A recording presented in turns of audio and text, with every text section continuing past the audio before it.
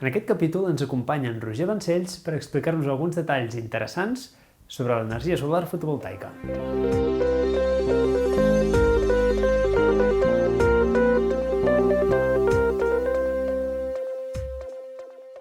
Som en una instal·lació fotovoltaica de 2 kW de potència pic instal·lada en un habitatge del Maresme sobre coberta plana.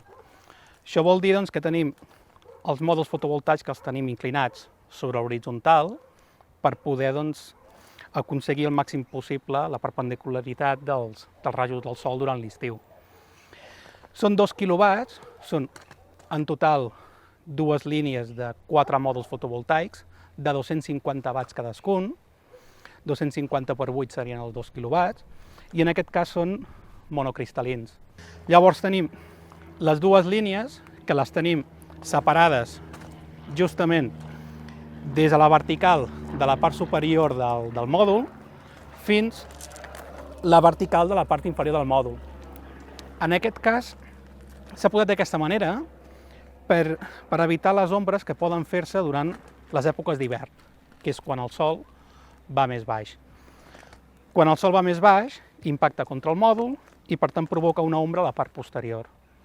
Si les col·loquéssim molt juntes, vol dir que la part superior del mòdul podria arribar a fer ombres aquí sobre i per tant el rendiment general de la instal·lació fotovoltaica quedaria rebaixat.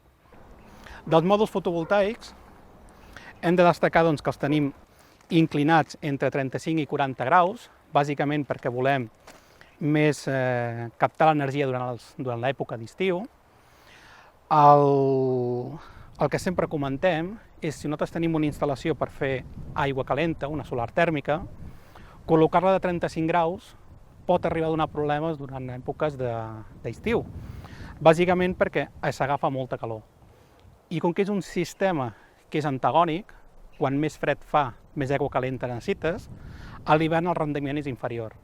Per tant, estem dient que en fotovoltaica ja anem bé que ho deixem uns 35, 36, 37 graus d'inclinació, i la solar tèrmica, si és de 60 graus i ens ho permeten les normes urbanístiques, millor que millor, sobretot si fem recolzament de calefacció.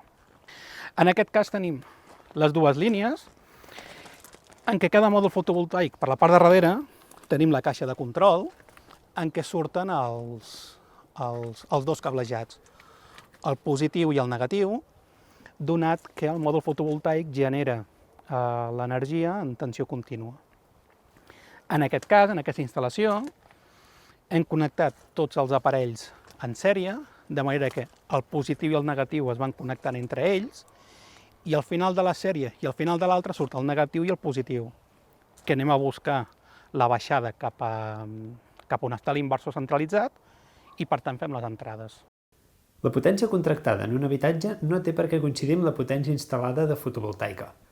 Si en aquest cas tenim una instal·lació de 2 kW, vol dir que en el punt àlgid de l'estiu podrem generar aquests 2 kW, però a l'hivern segurament estarem per sota dels 1.500 watts.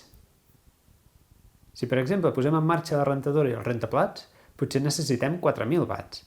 Com que aquesta instal·lació és d'autoconsum instantani, ens donarà, per exemple, 1.200 watts i necessitarem els 2.800 watts restants de la xarxa pública. Els dos sistemes poden funcionar al mateix temps i no és necessari que la instal·lació fotovoltaica cobreixi tota la demanda de la casa. Hem comentat que els mòduls fotovoltaics generen contínua i, per tant, necessitem un aparell, que es diu inversor, que no deixa de ser un transformador, per entendre'ns, que el que fa és convertir l'energia contínua en alterna. Llavors, des de fa, m'atreviria a dir, 2-3 anys, van començar a sortir uns aparells que es diuen microinversors. Què és el que fan aquests microinversors? Fins fa qüestió d'aquests 2 o 3 anys que us estic comentant, tota la instal·lació fotovoltaica es regia per un sol inversor, un inversor centralitzat. Depenent de la potència que instal·lem i si és monofàsica o és trifàsica, llavors hem de fer el càlcul de si necessitem més d'un inversor, ja per seguretat o ja per llei. En el cas d'aquests 2 kW, tenim un inversor centralitzat a baix de 2.000, però fa 2-3 anys van començar a sortir els microinversors. Microinversor no deixa de ser un petit transformador que el que fa és l'entrada del positiu i el negatiu provinent de la placa fotovoltaica regula un sol mòdul. Un avantatge dels microinversors és que ens permeten modificar la instal·lació en el futur, per exemple, afegint més mòduls. Si tenim un inversor centralitzat, com que ha de coincidir amb la potència que s'instal·la, a l'afegir mòduls hem de canviar l'inversor. També hi ha un altre gran avantatge. Si un mòdul rep ombra, amb inversor centralitzat el rendiment general de la instal·lació baixa. Amb microinversors, tan sols el mòdul afectat perd rendiment. Els altres segueixen funcionant igual. Llavors, aquests inversors es col·loquen. Tenim el carril de l'estructura on es fixa el mòdul fotovoltaic amb les grapes i on es fixa aquest microinversor és justament aquí sobre. Bueno, ara no m'entra perquè tinc el mòdul fotovoltaic col·locat, però el vindríem a col·locar aquí sobre juntament amb la mateixa tornilleria, cargoleria que ens donen de fàbrica i queda a l'exterior, queda penjat. Són de protecció a la intempèrie, són IP68, no obstant, tant estigui en una coberta plana com en coberta inclinada, normalment no queden mullats, perquè queden a cobert dels mòduls fotovoltaics. Consulta els impactes ambientals amb el programa d'AppCons.